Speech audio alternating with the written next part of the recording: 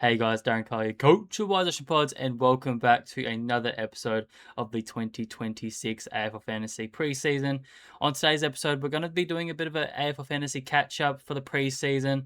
Obviously, with the game being delayed until mid-January, I feel like a lot of fans of the game have probably been a bit switched off for the past month and a half since sort of preseason kicked off for the AFL guys.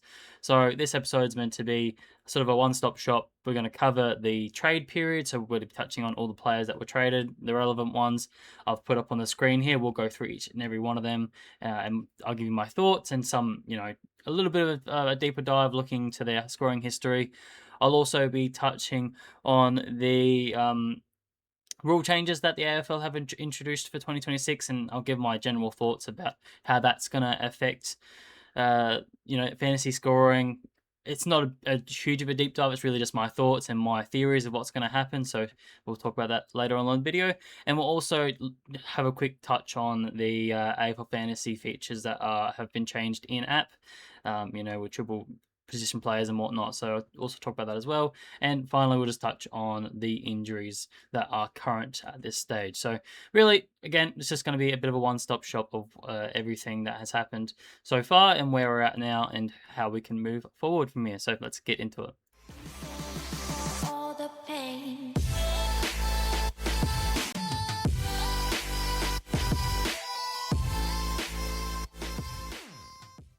So where we're going to start, we're going to start at the trade period. So there were roughly 35 players that were traded throughout the AFL Fantasy trade period late last year in about October, November. So we'll just go down the list starting from Adelaide. So they essentially got Archie for nothing. They got him in the preseason draft. He was meant to be traded, so I have counted him as a bit of a trade. However, I don't think he's going to have much fantasy relevance for us. At the end of the day, he's going to play as a small forward role. He's come over from Brisbane, so it's not really, he's come from the best fantasy team to Adelaide, who's sort of fourth best team. So I don't think there's going to be much upside to him as a small forward, so I'm just sort of bypassing him. And they also picked up Finbar Maley, if that's how you pronounce it. I don't think he's going to have any fantasy relevance either. I think he's probably a bit more of a future plan of when the likes of Tex retires. If he goes down throughout this year, then they may look to bring him in to play that. So I really don't think there's going to be too much fantasy relevance there for either of these guys. And even looking at the outs, there's probably not too much in terms of relevance there either. They've really just limited their depth throughout the side. So Schomburg leaving that side means maybe someone like a Sid Draper definitely comes into a bit more of consideration. So he's not so far down the list as becoming that sort of depth midfielder. So, they'll definitely be interesting to see what the Adelaide Crows can do this year with that side of things.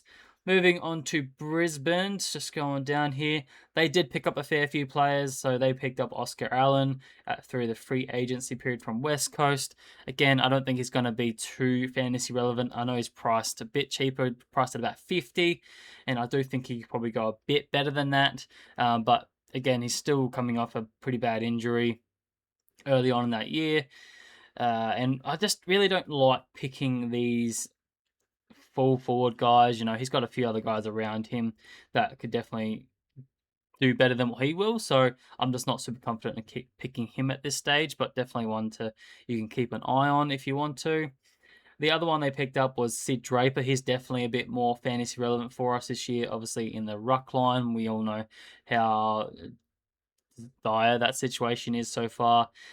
Really not looking forward to my ruck position player episode because it's just going to be so tricky to really dive deep into these guys and try and pick our ruckman. So, but Draper, starting off with him, he is an interesting one that I think needs some more discussion because he's priced about 70, right? So he's down on what he did average in 2025 across those 5 games that we did see from him. If I just go here, you'll be able to see his previous matches last year. He did have the 5 games, and in the games that he played 60% ruck time, he went 88, 101, and that 95, which only was off 69% game time, where he missed pretty much the entire last quarter. He was on track for a 130. So he was really showing signs that if he's given a full-time a solo ruck role, he could be a premium for us in the future. So he's definitely one to watch. So far with Brisbane, there's no real signs of who's going to be exactly number one ruck or are they going to work together. Obviously, preseason you're going to have the squad playing against each other and match teams, so it's just going to be fought up against Draper, and you're really not going to get much of an idea of how that's sort of going to work alongside them. So I'm quite bullish on Draper in the sense that, priced at 70, I easily could see him picking that up to 85. Say that if he goes to about 60% CVAs, 60% ruck contests, and becomes that number one guy alongside, even if Darcy Fort is there, I do think he can pick up his average. So for someone that we can pick up this cheaply, it's definitely someone I want to consider. He is currently in my side at the moment. The only bad side is obviously he does have the round. I think it's round 3. If I look at it, he has round 2 buys. So that is the only annoying thing. It does mean that obviously we'll have one less player on the field unless you're planning on having a R3 ruckman play like a Cooper Tyler, I think his name is, maybe Tough Tyler, sorry. So yeah, he could fill that role for that week. So I don't think it's a huge deal. At the end of the day, it's best 18, so I don't think it's going to be that big of a deal. But Draper, yes, definitely someone I want to consider more. Uh, the concerning thing is obviously he's coming off of quite a big injury off the AFCL in round 6. So is he going to be fully fit? From more reports, he's not in any sort of injury reports. So that gives good signs to me that he is going to be ready for round 1, and he is having a good preseason so far. So definitely one I want to keep an eye on quite closely, and definitely one I think will become more popular as we get closer to the start of the season, as we start to learn more and more about what his role is going to be. The other thing I've seen a lot of people talk about is the forward status, which is obviously a luxury to have. Could you start him in the forward line? It's not something that I've considered at this stage, just because of the ruck lineup is the harder position for me personally at this stage. I know the forward line isn't the greatest thing, but finding the ruck department is the hardest one with these new rule changes that we're going to have a lot of inconsistencies with the ruck. So for me, if I'm picking him, I'm picking him in the ruck line, but I haven't ruled out completely starting him in my forward line. So definitely want to keep on the watch list.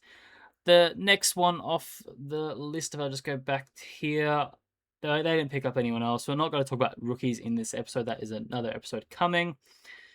In terms of their outs, really, I don't think there's any fantasy relevance there. Obviously, McInerney was the retiree for the ruckman, but yeah, Darcy Fort did do a fair bit of the ruckload last year, so not as big relevance as a lot of people would think.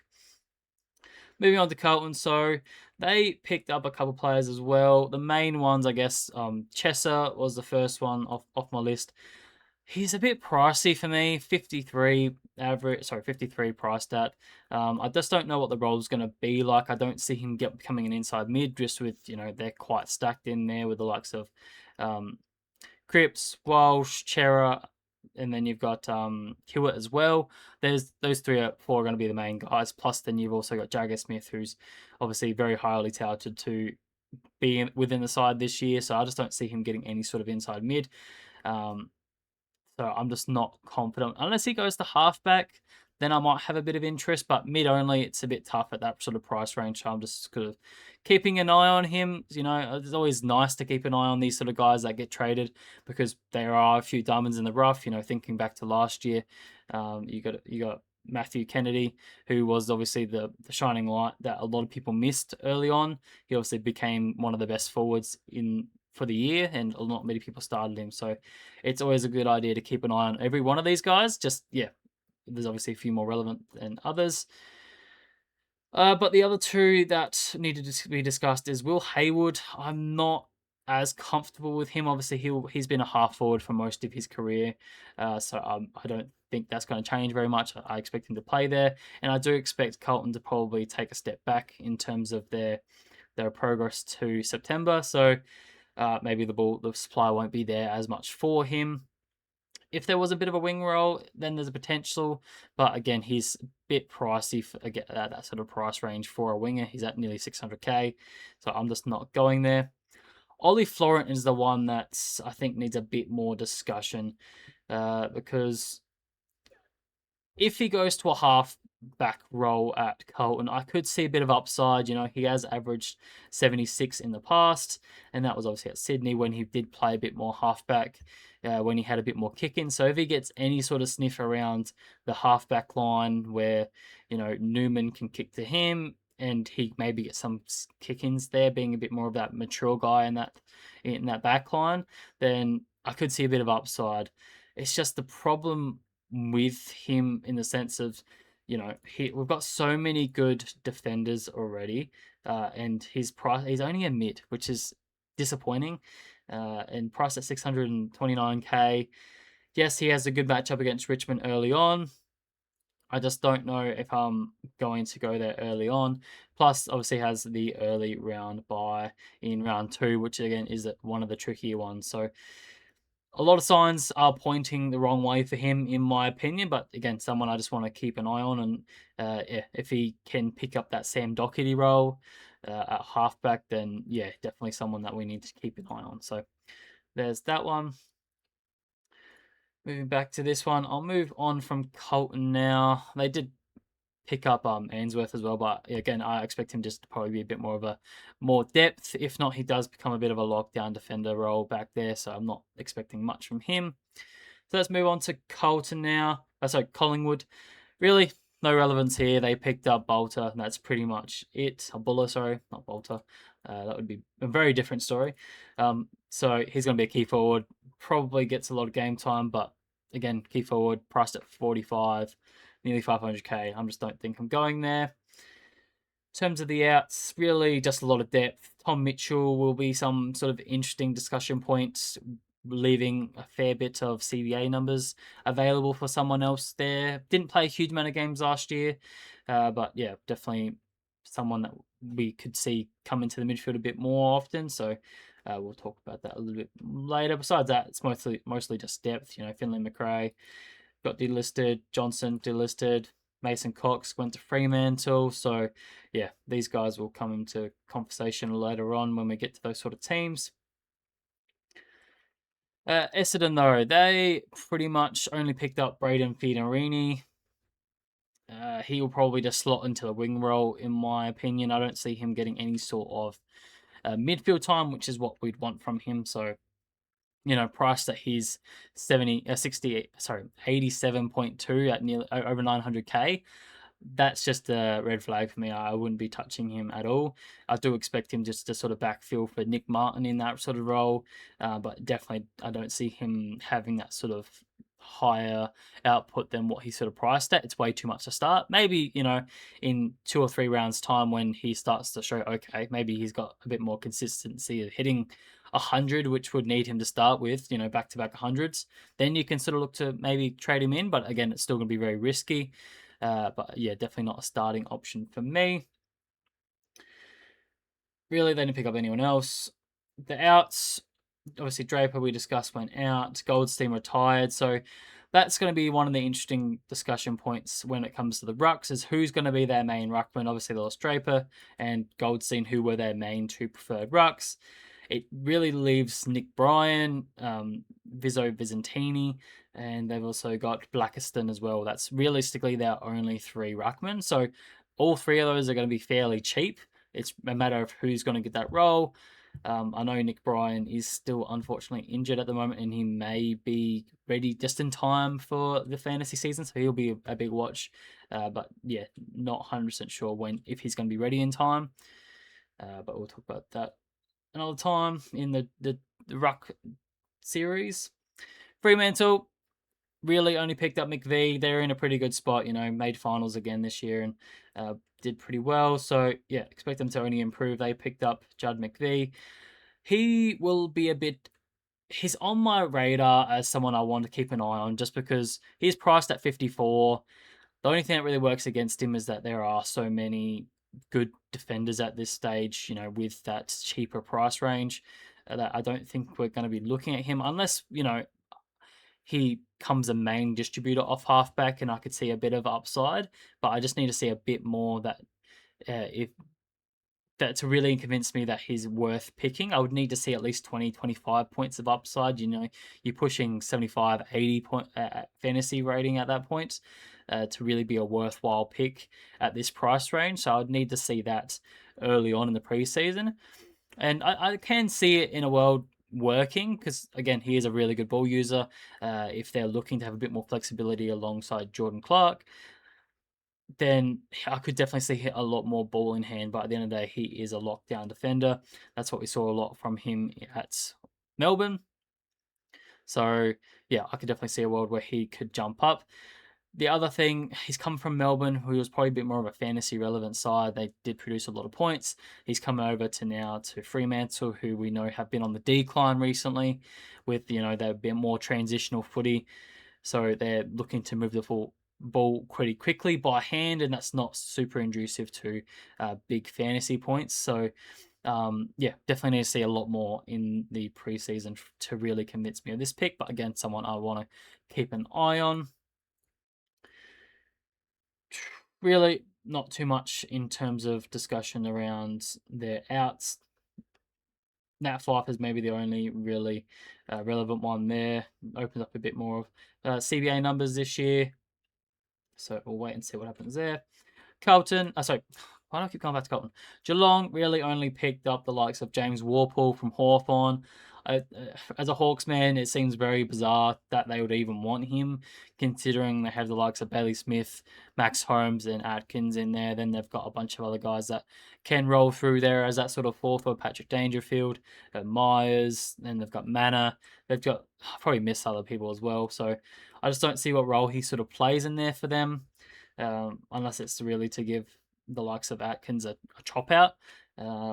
But yeah, I really don't see him having any sort of increase on his price tag. He's priced at 74, so I'm just not super confident on that one. So I'll just pass by him. But again, keep him on the list. Gold Coast, this is where we start to get a bit more fantasy relevant. And the first one we need to talk about is the likes of Petrarca. Now, he's gone back to back 90s in the last 2 years, in his final 2 years at Melbourne, where he was a bit frustrated.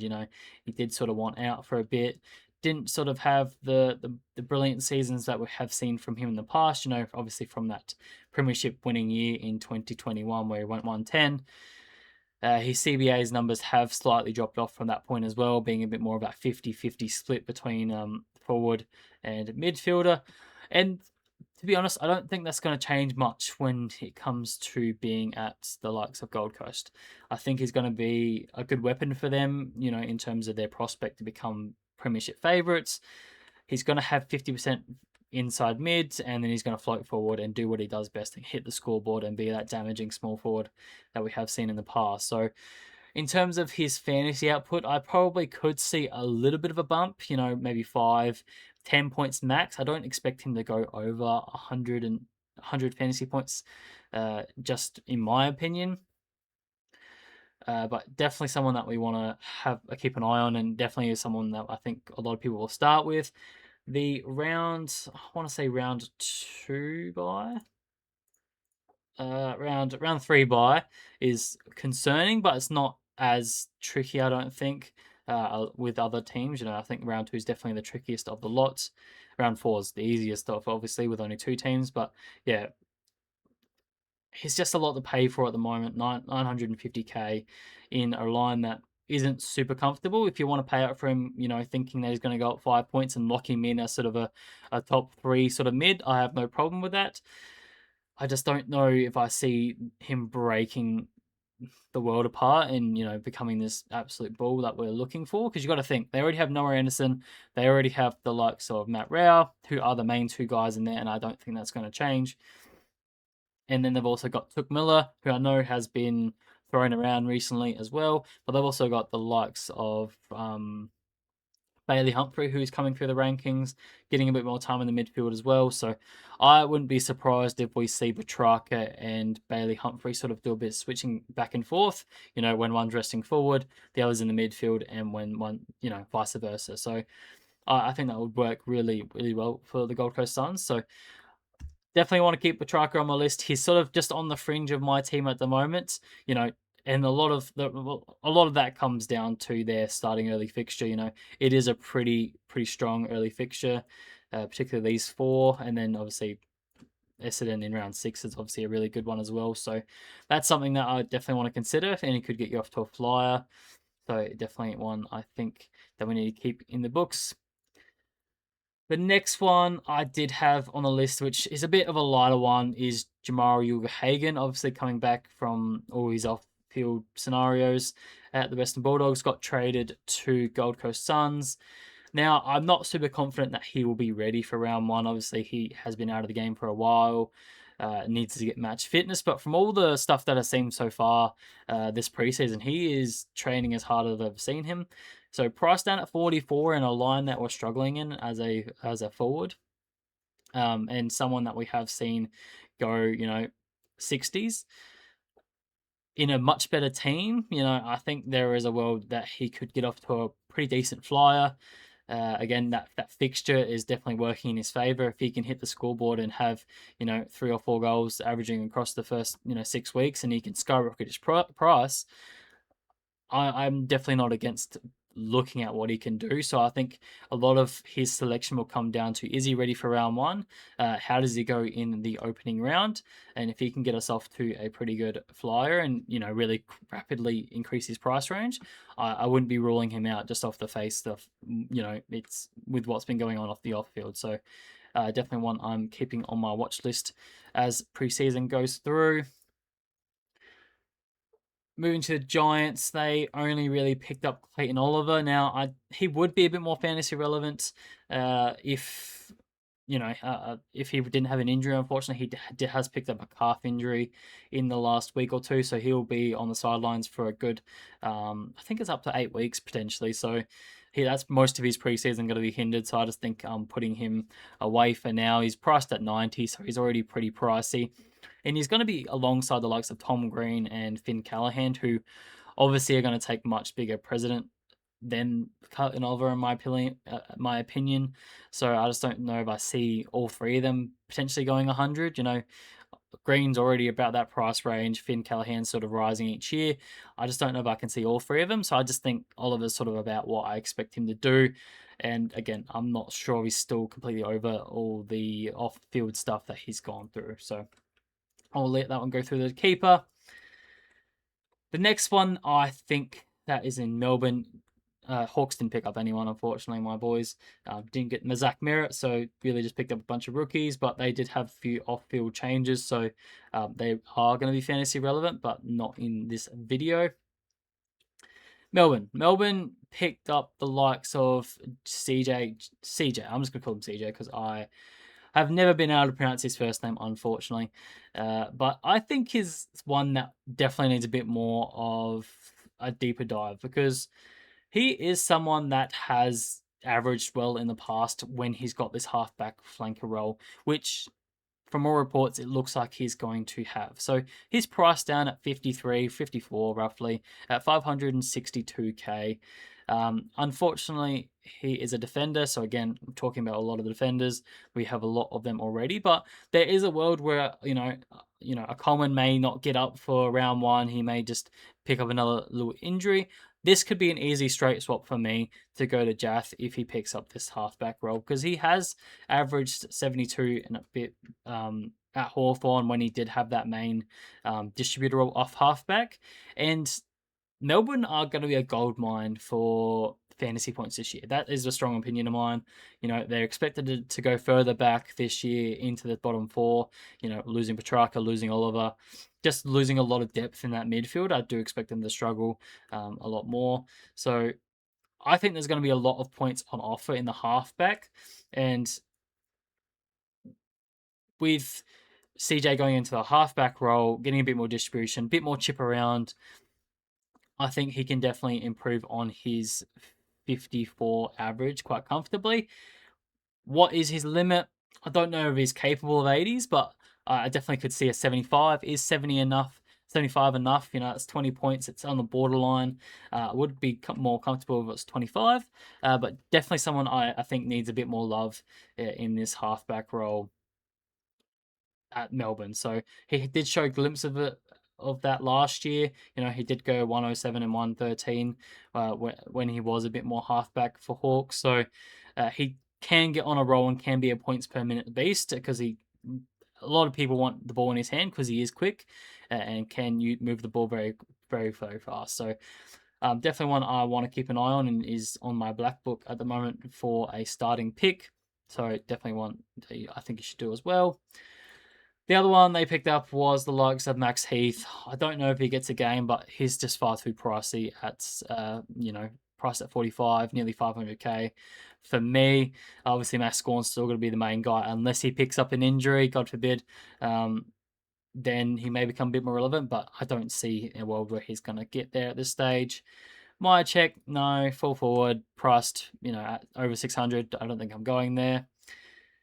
But the next guy that we need to talk about, Rouge didn't pick up any. Oh, sorry, they did pick up the likes of. Sorry, I did skip over this. Why did I do that? Jack Steele. Jack Steele was the one that I wanted to talk about. For some reason, I still had him in my head at St Kilda. He is very popular so far. 12% doesn't seem very high, but when Sam Flinders is at 26%, it's not too different. I don't know what's going on with these ownership numbers. But for a guy that we have seen be a premium in the past, getting him priced at 96, in what again we expect Melbourne to be a bit of a gold mine with a bit of slower ball movement, he's going to become one of the mature guys there for them. Priced under 100 for what we expect he could do is very, very cheap. Only last year he went at 106. Year before that had his down year where he had a few injuries and whatnot with that shoulder. We all know about that year, and he made him a bit of a starting pick last year. So, not last year, the year before that. So, and obviously he went 110 and 122 when he had that massive year in 2021. So, when they were a bit more on that contention of the premiership. So, I think he can definitely get back to his hundreds ways quite comfortably. So, as a starting selection, he's definitely one that I want to have a look at. It's really one thing I just want to look at is what's the midfield going to look like around him, because at the end of the day he is the main tackler. He was the main tackler at St Kilda, and he's going into a midfield with Jack Viney, who already sort of fills that role. So how are they going to go side by side? Are they going to complement each other? Are they going to steal points off of each other? I need to see a bit more from that. Unfortunately, Viney is injured at the moment, so we haven't been able to see much of that so far in the preseason. So that's disappointing. But in these early stages, I'm pretty comfortable at picking up Jack Steele to improve on his 95 price tag or 96 price tag to get back into those hundreds and be a mature guy for Melbourne and pick up a few more points. So for now, he's in my side. Moving down the list a little bit, Spargo's the only one that got traded to the likes of North Melbourne. He is cheap as a forward, priced at 422k.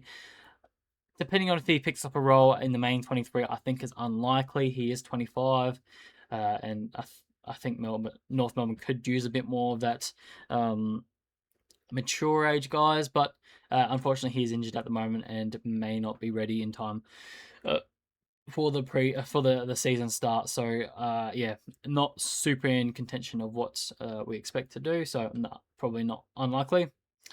Moving to Port Adelaide, Will Brodie I think is the only really one that they picked up in terms of the trade. They picked up a few guys, but in terms of fantasy relevance, so he is going to be popular. I think with the likes of Ollie Wines being out for the first 2 weeks, be it through suspension, I think there definitely is going to be a spot for Will Brodie to slot into this midfield.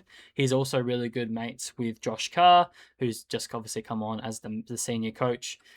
for Port Adelaide, so he's been brought over from Fremantle. We've seen from the past for Will Roddy, he's been able to average 94 when he did have a pretty solid midfield role. The points per minute, he's just great at that. So in that year, he averaged 70%. So he's, again, one of those guys I expect to come in round one, start quickly off the block, get a couple decent scores while Ollie Wines is out, and then we can potentially start to look at moving him on if he starts to get, pushed back in terms of his role when the likes of Ollie Wines comes back through suspension, and then we can just take the money and run with him.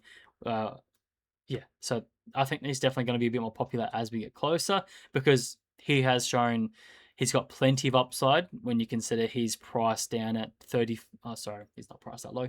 He's priced under 500k, so priced about 45. I could probably just look at here. Priced at 44, 457k is super cheap. Again, the fixture for Port Adelaide is just absolutely nuts. So he could get up to an absolute flyer in the first 2 rounds. Skyrocket, 150k, 200k. Then he's got West Coast to follow up straight away. As long as he can stay within the side, and Richmond not too far along that. So I could see a world he could easily go at 80 to start off the year, and he'll just be a massive pick. So that's why he's been one of the automatic selections in my side to start with. I just need confirmation that he's going to be in the starting slide and inside and get the inside midfield role. So yeah. And he's already 8.8% owned, showing that he is going to be more one of the popular guys to be selected early on. And I think we'll get more and more of that as we continue on. Besides that, Port Adelaide did pick up the like of Jacob Ware as a free agent from GWS. He's priced down at 52, so 550k as a straight midfielder. I could see a little bit of upside from him. Maybe you can get to 65. Again, I don't see that's not going to be enough for me, unfortunately. I just expect him to fill that sort of Travis Boak role on the wing for them as being that winger. So again, could see a little bit of a bump, but not a huge amount. And Corey Durden is a small forward from Carlton, so not expecting anything amazing from him either. So there is that. We'll keep moving along here. Richmond didn't really pick up anyone of significance, really only picked up Patrick here from Geelong. Don't know too much about him, but he is very cheap, 245k.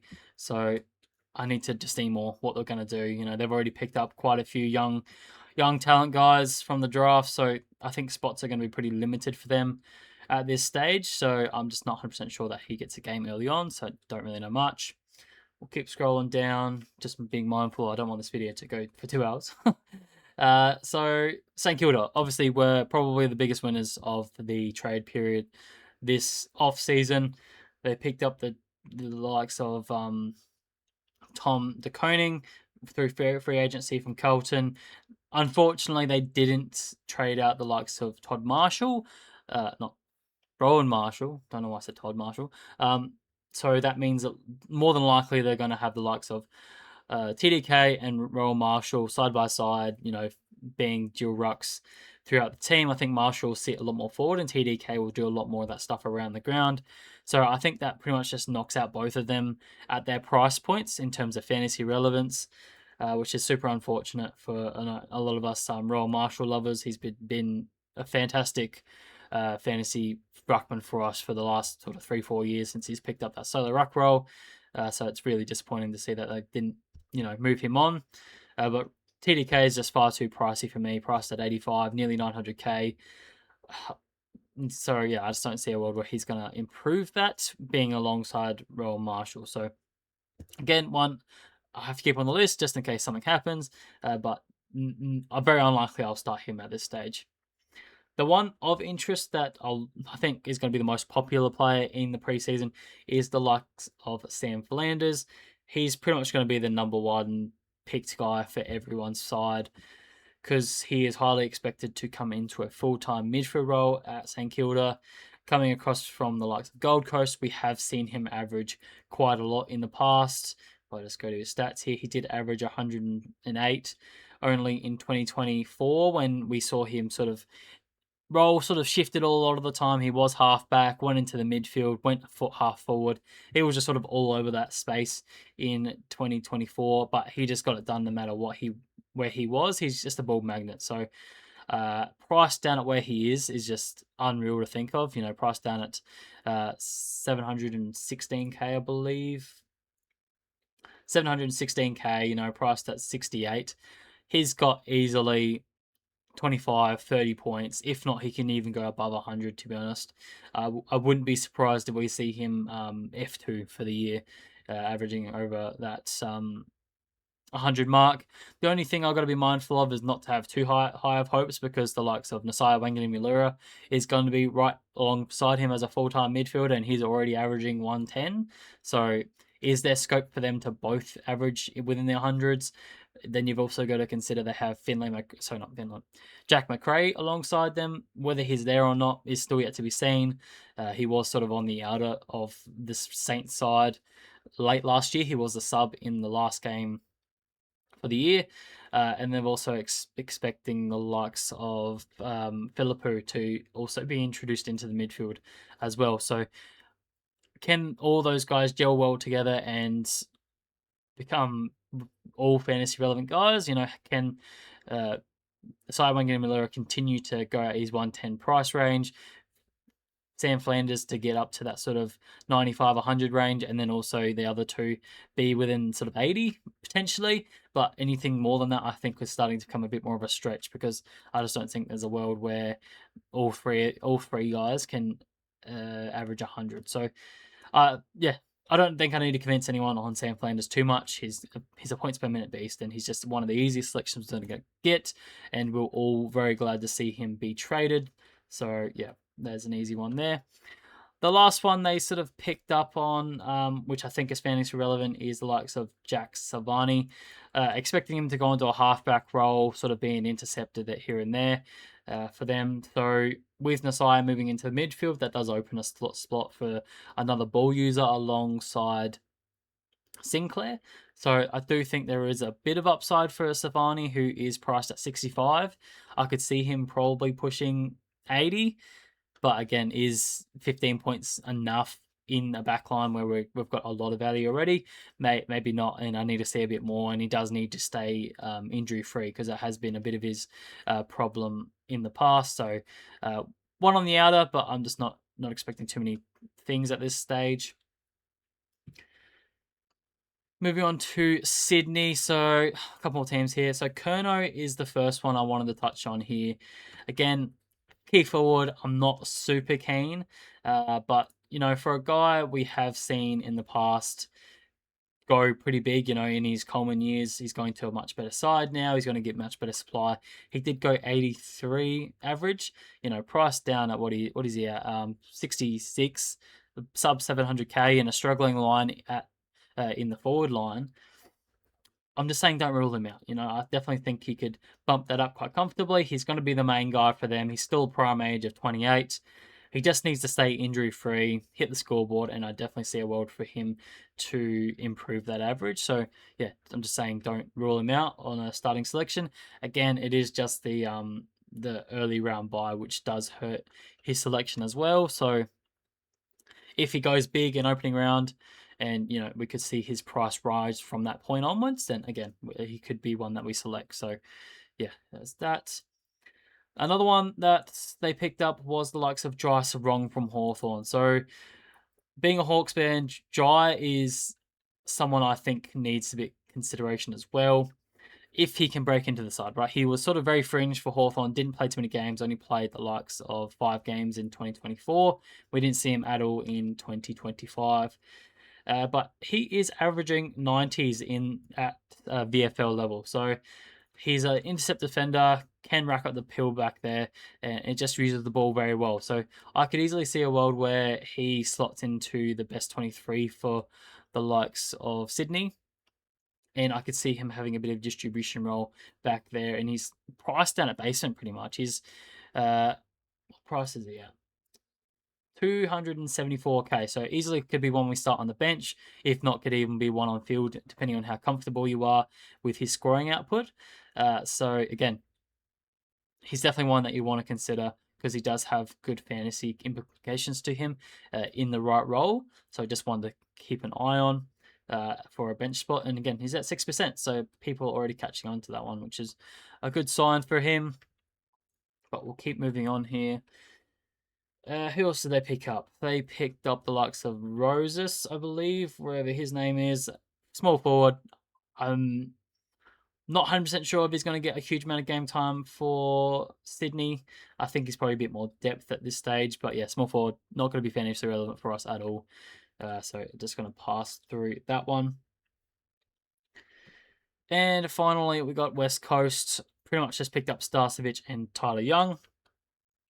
I don't think either of these guys are going to be too fantasy relevant. You know, Starcevic is probably a bit more of that lockdown defender role that he's done his entire career and he's very good at being a premiership player. So I don't think he'll be fantasy relevant, even though he's priced down at 45. Tyler Young, I don't know too much about this guy, but again, West Coast, just I don't see a whole lot of confidence back there unless he was to, take up that main kick-in role and have a really half distribution role to be able to rack up some points back there.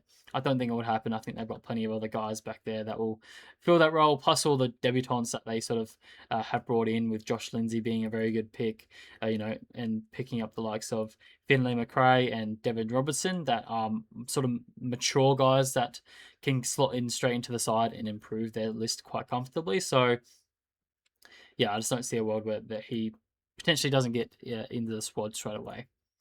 So we'll quickly move on from those guys. And finally, the Western Bulldogs really only picked up the likes of Connor Buderick. Now, I'm not super confident on this one at all, but he is listed as a forward, down at priced at 50, so 512k. Just putting him on the list to say that, if he gets a decent role at halfback for Western Bulldogs, we have known them to be quite a fantasy relevant team in the past. So I could easily see a world where he bumps it up, but I expect him to be a lockdown defender for them, and there's no guarantee that he's even going to be a lock for their 23. So again, just putting him on the list as what I expect from him, but probably unlikely. So that pretty much does it for a lot of these guys in terms of their fantasy relevance. Not a huge amount of that. There's definitely. Sorry, let me restart. Again, I think it's really, really important to keep an eye on these guys, because again, there is going to be a gem that a lot of us don't pick, that maybe they're playing in a better role than what we expect them, what we get to see in the preseason, and they just massively increase their fantasy output. So then they're just going to skyrocket in price, and that's what we're trying to do at the end of the day. Pick these guys that are value, that are going to skyrocket in price and give us the best starting possible in fantasy to give us a chance at contending for hats, cars, whatnot, and just be within range of that sort of field. Because at the end of the day, having failed picks in the starting side only hurts you, so you want to try and stay with the pack as much as possible. So all that being said and done, we've talked about the relevant fantasy players. Now let's quickly go through the injuries. I just want to quickly touch on this. I don't think it's too long. But Adelaide, Ben Keys has, got a hamstring, nothing too long there. Sid Draper is one that is relevant because he is priced so low as a forward. Disappointing to see he's not in the match sims just yet. So I'm hoping he will be in the coming weeks so we can get a good look at him, because he'll be one that we want to consider early on, because especially with Dan Curtin going down with an injury, he has now been locked out until round 7 at the earliest, I believe. So there is a wing spot available at Adelaide, so I could easily see him slot into that position quite comfortably, and maybe some CBA numbers as well. So yeah, someone to keep an eye on. Moving on to Brisbane, Coleman, in full training, recovering from that ACL injury, or 12 months ago, and obviously had a bit of a rough 2025 as well. He's the fittest he's ever been. That's really confident to pick him so far, so that's why he's in my side at the moment. So really, really glad to see that he's going really well. So hopefully he can keep it all together, and it'll be a good starting selection for us. Jagger Smith, yep, glad to see him fully recovering from that ACL 12 months ago. He's in simulations and he's absolutely tearing it up from what I've seen. So I'm really confident on selecting him as one of the first picked rookies at a basement price. Yeah, just one you got to easily select. So get him in. Collingwood, not too many fantasy relevant names here. I think Dan Houston's probably the only one worth mentioning. Obviously he had a really terrible first season at Collingwood, dropping his average from mid 90s down to in the 60s. So a few people are looking at him, but he's restricted with following surgery until mid-January. And also playing in the B side for Match Sim is just really bad signs already, and that's probably deterring me a fair bit already. So, one I'm not hugely confident on, but if they move the magnets around at Collingwood, I could easily see a world where he bumps up his average back into the 80s really quickly because we know he's a really good ball user there. Really sad to see Nick Martin, be ruled out for the entire season, but it just means, next year he's just going to be super cheap for us with that 30% discount. So he'll be an easy start next year, but let's not get too ahead of ourselves here. We haven't even started 2026 yet.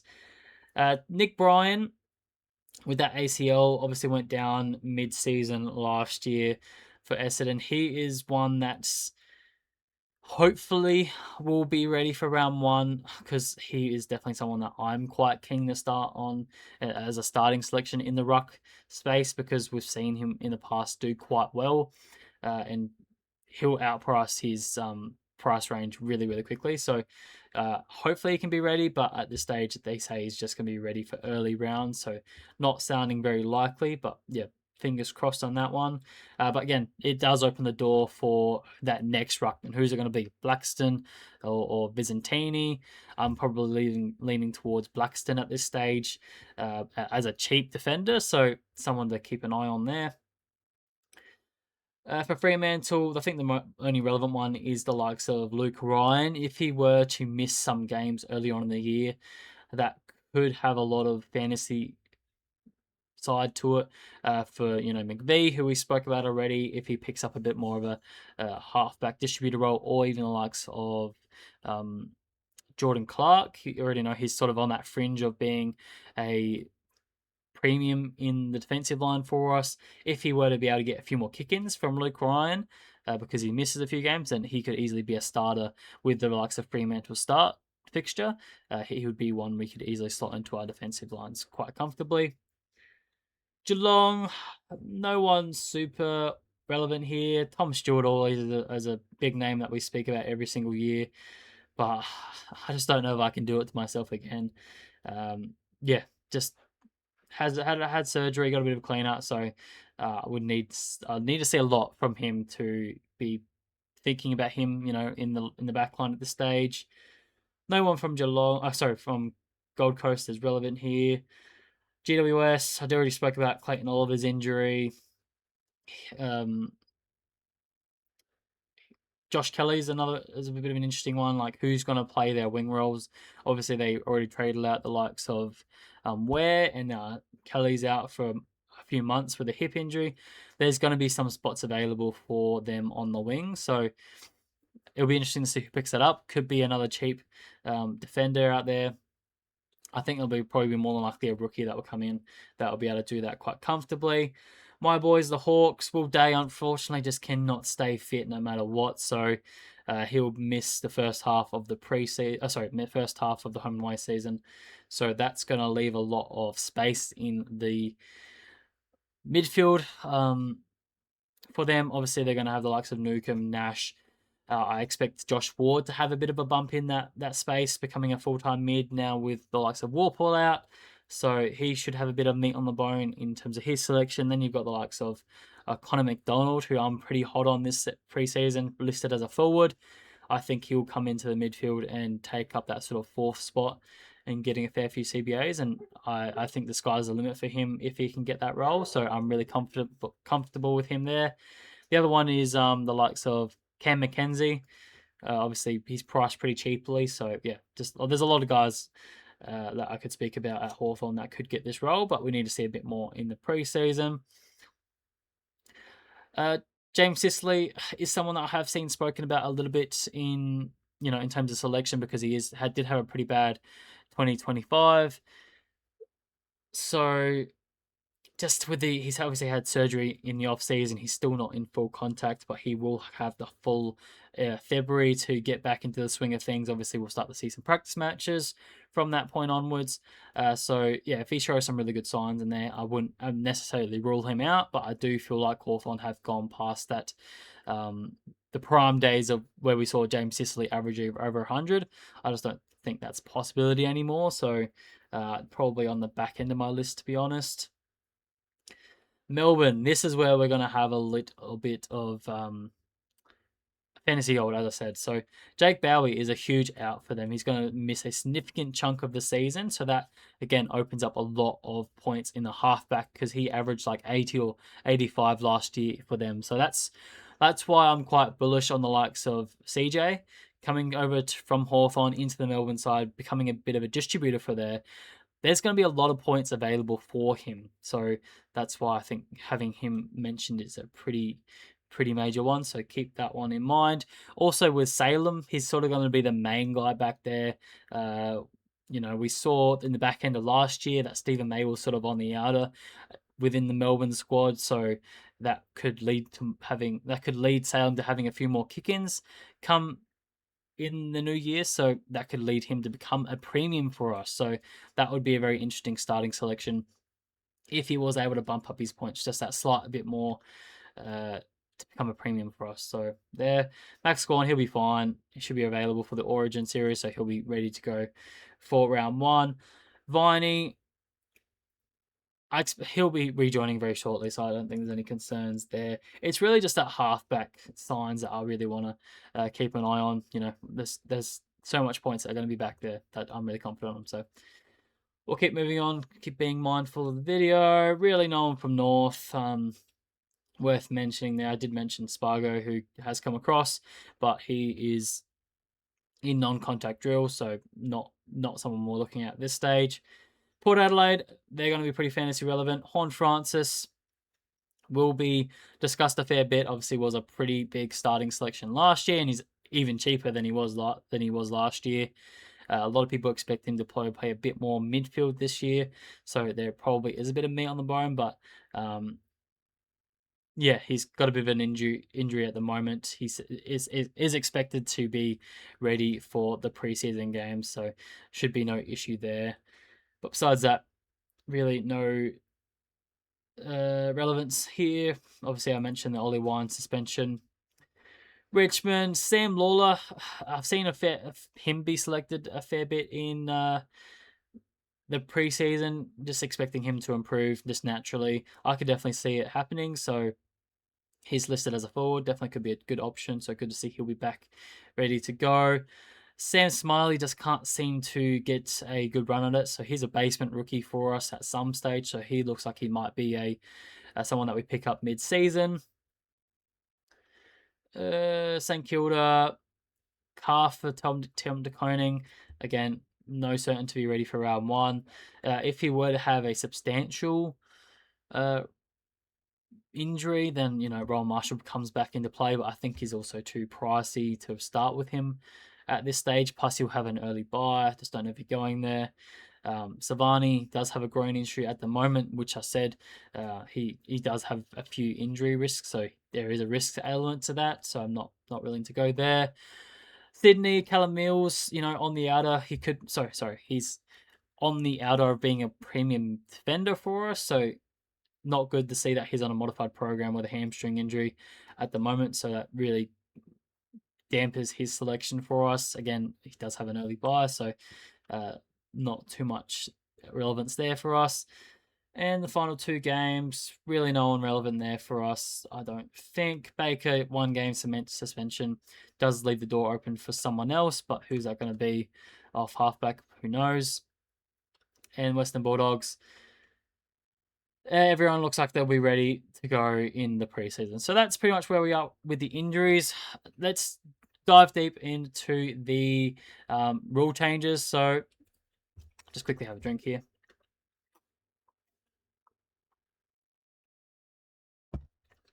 So in 2026, the AFL have introduced a few more rules that we're going to have to uh, see how they're going to affect fantasy rules, fantasy output. So the first one they got here is goal square starting position. I don't think this is going to have any sort of relevance at all. It just means that no one has to start in the back line in the square when 666 starts. So it's not really going to be here, there, near here or there. The first one that's going to be of some relevance is the last disposal rule, and I think it's really important to clear up that it's the last disposal. So it's not last touch, which a lot of people get confused by. It's last disposal. So it has to physically be a handball or a kick to count as a disposal to, count as a free kick for the opposition team. So they go on to say here in this article pretty much that there's not a huge amount. I think it results into uh, three extra disposals, or sorry, three free kicks for the opposition team across the game. So realistically, it's not going to have that big of an influence to the stoppages in the game. It's going to reduce that slightly, but it's not going to be massive in my opinion. So this one doesn't concern me too much. It's really hard to sort of determine who's going to get the extra points. Again, there's not that many that's going to be happening, but it will reduce the amount of stoppages just that bit slightly. That again, the ruckman are going to have a slightly harder time getting those extra points. So it's going to have a minimal effect for me. So I think I'm willing to sweep this under the rug, in my opinion. And I do think a lot of teams will sort of be a bit more strategic around it. The AFL is a very fast moving game. A lot of these rule changes are going to get null and void very, very quickly, in my opinion. So I'm not sort of trying to read too much into these and, make huge, massive decisions based off what I'm reading here.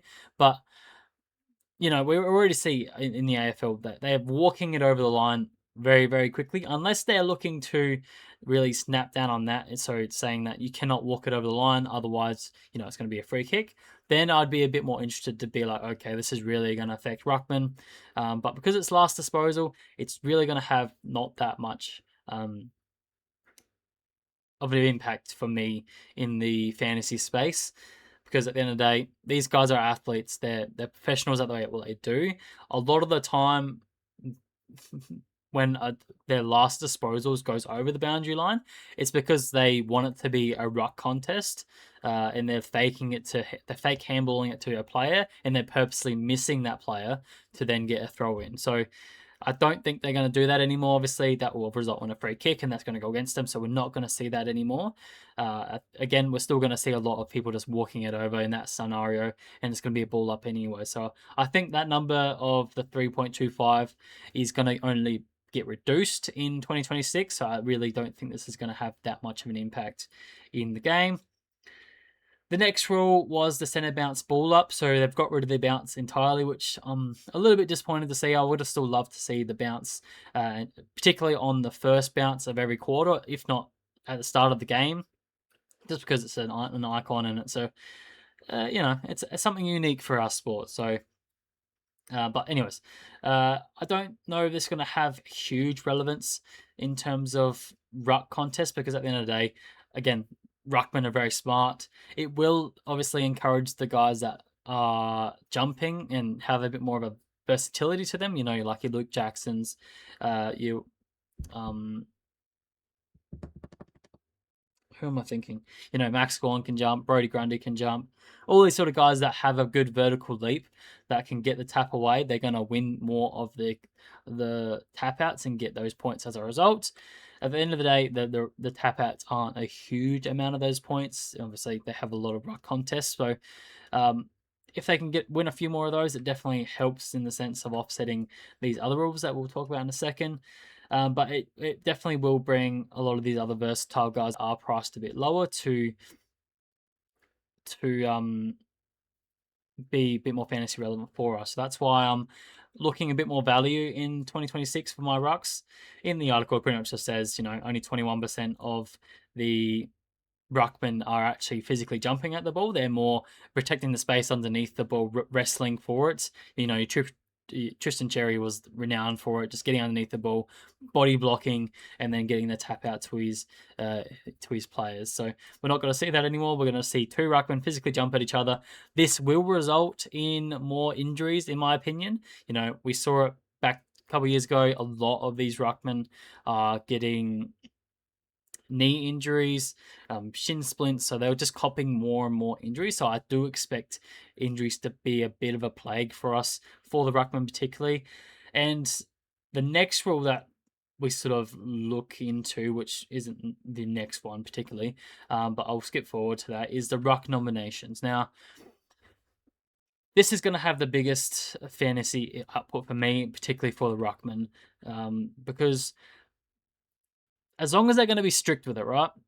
AFL have been known in the past to set these rules and then not stick to them. They've become very loose. So that's why I want to be very loose with this, because I can see them being, round one, they're being super strict with it, but by round 4 or 5, then they started to loosen it up. So I don't want to make any outrageous calls, knowing that what the AFL have done in the past. But they're no longer going to wait for the ruckman to get to the ruck contests. They're just going to be, once they're ready, they're going to ball it up. If the ruckman aren't there and no one nominates, they can't nominate because they're too far. They're just going to leave it up to the midfielders to decide, okay, who's going up. Or they're just going to bowl it up and no one, if no one nominates for it just has to hit the ground and go from there. So this will have the biggest output for me in the sense that it's going to be working the ruckman harder, in the sense that the ruckman aren't going to be able to float forward and back as much as what they have in the past, because they want to stay around the ball as close as possible so that they can get to these ruck contests quicker to then get the tap out, right? So, think of your Max Scorns and all the other ruckmans that like to float forward to be that next mark chain to get their team forward. I don't think we're going to see as much of that in the new year to come, because they want to stay closer to the ball, or where the ball's going to be, to then be ready for that next ruck contest. So they're not having to run, across the field, from the other side of the field to get to the ruck contest, because they're not going to be eligible to get there in time. It also means that they're going to probably rotate the rucks a little bit more, so I wouldn't be surprised if we start to see, a lot of backup rucks come into them, if not even running a 2-ruck system, because the rucks are going to be working a lot harder. So I do think this is going to benefit the more athletic ruckmen. So you like your Jacksons, who are just athletic beasts and they can run for days. So I'm quite bullish on what Jackson can do in the new year. His role is a bit up for debate, but that's a conversation for another bit. But back to the rules. Yeah, I feel like this is going to do the most damage for the ruckman, and why I'm probably a bit stronger on the sense that I expect them to come back to the pack a little bit and drop, a minimum of 5 points, maybe even 10 points on each ruckman. So that's why I don't really want to pay out for anyone probably over that 100 mark, in my opinion. Just because I do see the ruck contest coming down, for one, and them not even making a certain portion of those ruck contests because they're too far away, is another thing. Plus, they're going to be worked harder and rotated through more, because again, they're gonna have to be running and getting to the ball a lot quicker. So when we're talking about transition footy, if your ruckman's from the midfield hitting it out, and then you got a ruck contest deep forward, they're going to have to sprint to get there to be able to be nominated. So they're going to have to work harder. So that's only going to lead to more injuries, more exhaustion. And yeah, I don't see a world where it's going to be amazing for them, in my sense. And the example they have used is where the ruckmen are all the way on the other side of the wing, a ball up's happening on the left-hand side, and they wait a total of 25 seconds. They're not going to do that anymore. Once everyone, once the midfielders are ready to go and the umpire's ready, they're just going to ball it up if no one's there. So I'm glad to see it, because it's going to make the game quicker. But it's unfortunate for the ruckmen, in the sense that they're going to have to become a lot fitter and a lot quicker around the ground. So again, that's why I'm pretty bullish on the way the rules are going to go. The article does go on to say that I did think I see it. Where was it? Anyways, I think it was like, there was upwards of 10 stoppages that Ruckman would typically not make it to. So that's a big portion when we're talking that there's only on average going to be 68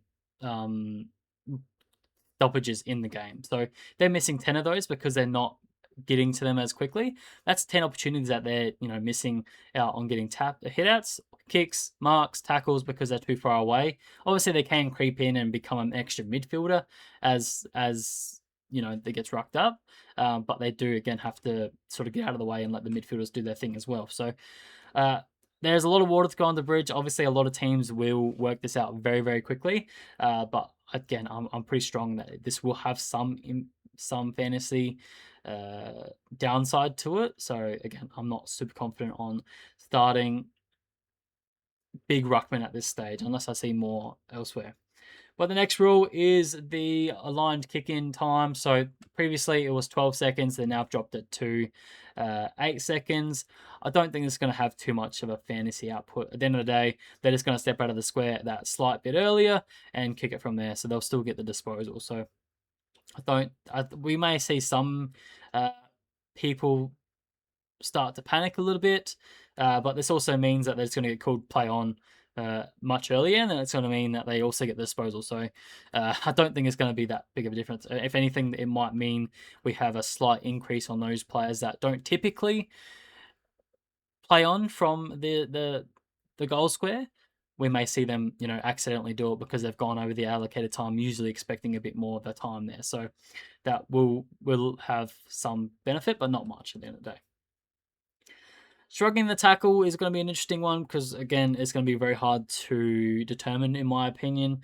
They're already having quite a few issues with the high rule, and they can never be consistent with what to tackle and what's prior opportunity to begin with. So, how they're going to see a shrug in the motion, they can't even get a fend correctly most of the time. So for me, this one, if they're strict with it, could have some sense to it because again, those prolific tacklers like your Jack Steels and stuff will be getting a bit more reward for their effort. So I could see a bit of a bump in that sense. So that's why I'm a bit more bullish on Jack Steele and that he could get back to his pretty high standards if the tackles are going to be there and the reward is going to be there for that effort. That's only going to lead to more disposals in his arsenal. So yeah, I hope they're going to stay pretty strong with this. But again, I see AFL, they could definitely go back to being pretty slack with it. So I don't think that's too much to worry about. I think the last rule I've got here is the stand rule. Now, this one probably on the surface doesn't seem like it's going to be that fantasy relevant, but from what I read, 58% of the time last year, a lot of the players went off of the opportunity to stand and they went to that outside 5 to protect more space, right? They're no longer going to be able to do that. If their mark happens and you're within that sort of protected zone, the 5-10 meters, whatever it is, they're going to be told to stand, and they are not able to come back out of that protection zone. So that's only going to free up more space around the ground. It's going to be harder for teams to defend because they're going to have one less player able to block up the field, and it's going to mean there's a bit more free flowing footy, either by hand, by foot. Could see more marks. I think we will see a bit more handballs every now and then, so it will have some fantasy implications as a whole. But in that way, I don't think we can narrow it down to a particular player that's going to benefit from that. But definitely something that we should keep in mind. So, yeah, that's the rule changes for the AFL. I think I've covered on them all there, I believe. Yeah. All right, so the last thing I want to touch in this video, because I'm getting mindful that it is over an hour and 10 already, is just quickly touching on the new 2026 features in the AFL fantasy app. So they have recently brought into the fantasy game into triple position players. So that means players can now have 3 positions alongside their name. So defender, midfield, forward, ruckman could have 3 of them at any one time. So they gave the example of Ryan Merrick and Caleb Daniel from last year. They would have been eligible for this triple position players. Realistically, this is only going to be a handful of players across the competition. People these players would have already needed to start it with DPP to then pick up an additional spot uh, for the new year. So, one off the top of my head is the likes of Luke Jackson. I think there's a potential that he picks up an additional uh, and becomes a triple position player because he's got the ruck forward status at the moment. I believe I'm pretty confident on that one. I should double check that before I'm not uh, talking out of my ass. No, I am talking out of my ass. Never mind. Here's just a straightforward. Never mind. But there will be players that have dual position players currently that will play in a different position and they will pick up that, and that just helps with a bit more flexibility later on in the series. That becomes really helpful, particularly in the buys when we're having players miss. Being able to switch them all over the field will be very handy. So, something definitely to be mindful of if we do get a player with triple position eligibility. I can't speak. We're going too long. But yeah, that will be interesting. I don't think there'll be too many that are eligible for it. So, but it's nice to see that we're moving to that sort of space. Improved trade flows. This is a big sigh of relief for a lot of the fantasy community, especially if you've been victim to late trades and the game not allowing you to make those late trades with a late out or something like that. It just means we have a bit more flexibility, but this is more of just a management thing. No real fantasy relevance in terms of selections at this stage. This is probably the biggest one for me in terms of how it's going to affect fantasy is having this 50% game threshold. So now for your players to count on field, they have to play over 50% game time. So this means, thinking back a couple of years ago or even this year gone, thinking of a Lockie Whitfield who went down injured with a 23 off like 18% game time or whatever it was, that that that 23 that he would have scored on your field no longer would have counted. You would have got your emergency score on the bench as long as it was a higher score than what Lockie Whitfield scored. So it's a bit confusing to try and explain, but essentially, as long as your emergency outscores what the injured player scored on field, then you're going to get that score instead of what he scored. So this is going to save a lot of coaches a lot of pain in the future when we do have these injured scores come through that ultimately hurt our bottom line at the end of the day. Think of your Nick Martin last year. I think he scored like 11 or something like that. In the past, we've had Kevin Mills score 3 off 5% game time. So yeah, it's just really going to save a lot of fantasy coaches from that dread of missing and getting these really bottom floor scores, because essentially you're missing a player and it really hurts your output. So it's good in that sense, but there's a bit of strategy around it because I think our benches are going to be more important than ever, so especially late game as well. A lot of us like to just, particularly me, I just throw in a lot of red dots in there because bench doesn't really mean too much at the end of the day. Late in the season, you don't really need to cash in. You're realistically just looking for looping options.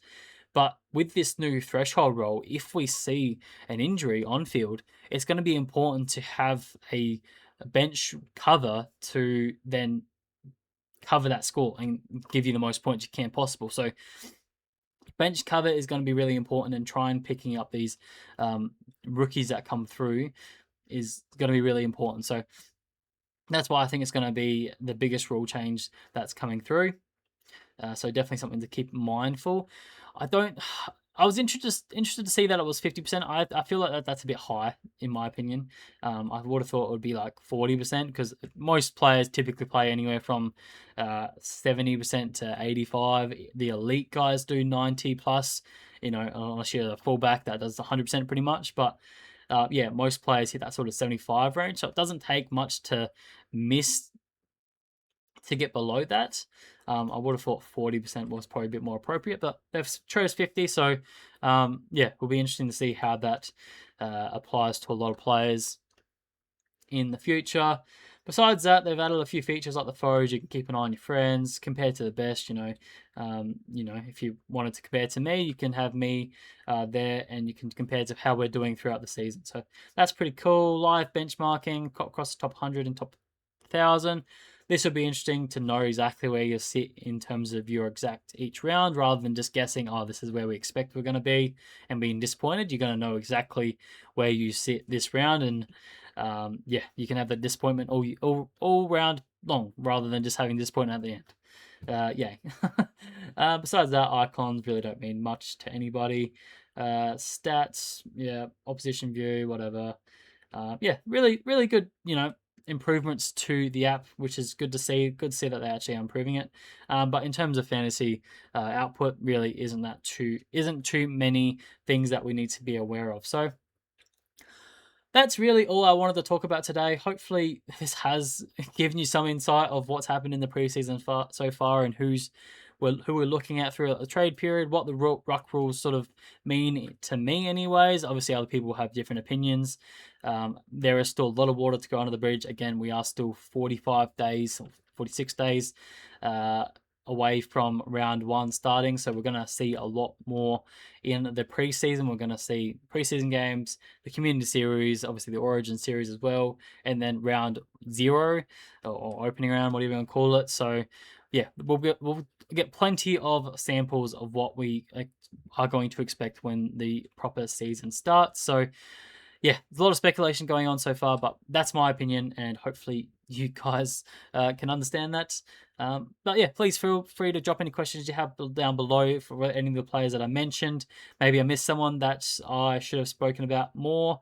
I can answer any questions in the comment section below. If you have any, different opinions to me on the new rule changes, I definitely would be interested to see your thoughts on there. If you have any different insights that I may not have, yeah, definitely worthwhile chucking that down in the comment section below. But besides that, guys, thanks for watching. Please leave a like, subscribe, and do all those great things down below. Besides that, I'll be starting up my player position series starting later this week. We'll start off with the defenders, the premium defenders. So hopefully you guys are excited for that. Yeah, besides that, I'll see you guys later in the week. Cheers. Bye.